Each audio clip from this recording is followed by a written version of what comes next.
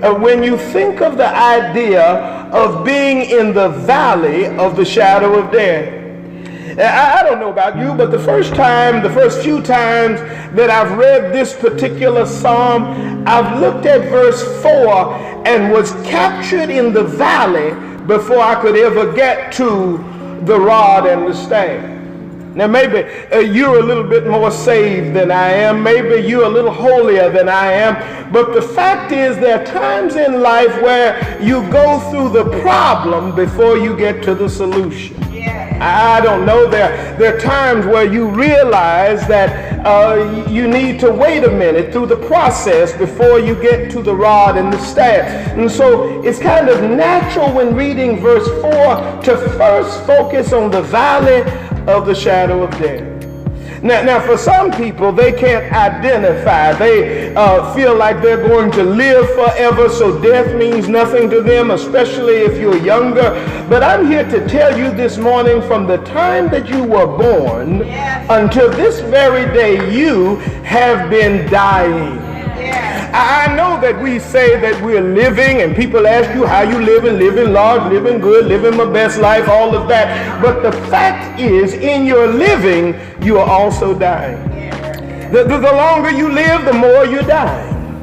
Every day when you wake up in the morning, you only wake up to wonder if it is your last day.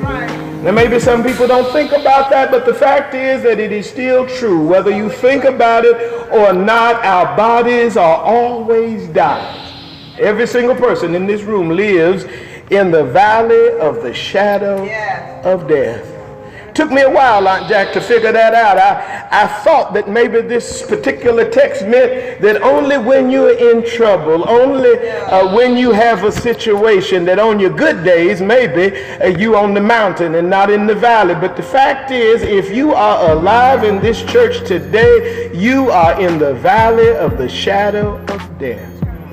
The question is, how do you feel about it? How do you handle it? What do you do with this idea, with this expectation, with the unknown, with this thought that someday I no longer will be here? Sometimes you can feel that shadow when you have illnesses. You can feel that shadow when you have to go to the doctor. You can feel that shadow when you go through the trials and tribulations of life, the near-death experiences, the car accidents, and all of those kind of things. We all live in this valley of the shadow of death. What do you do with that? How do you deal with that? How do you live in order to die?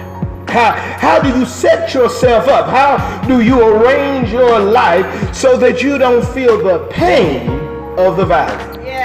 I wish I had a praying church this morning. The fact is, all of us, I want to make sure that I get this point across, Brother Jay, that all of us are on our way.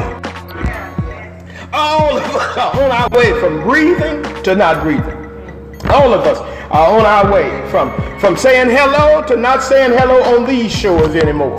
All of us are on our way to our last meal, and I hope some of my seniors don't get mad at me this morning, because I'm not talking about any particular person. I'm not saying that there's anybody here with one foot in the grave and the other on a banana peel. I'm simply saying that none of us know when that last day will come. The very one that you're looking at thinking they're about to fall over, they might be here to bury the rest of us. All of us are in the shadow of death.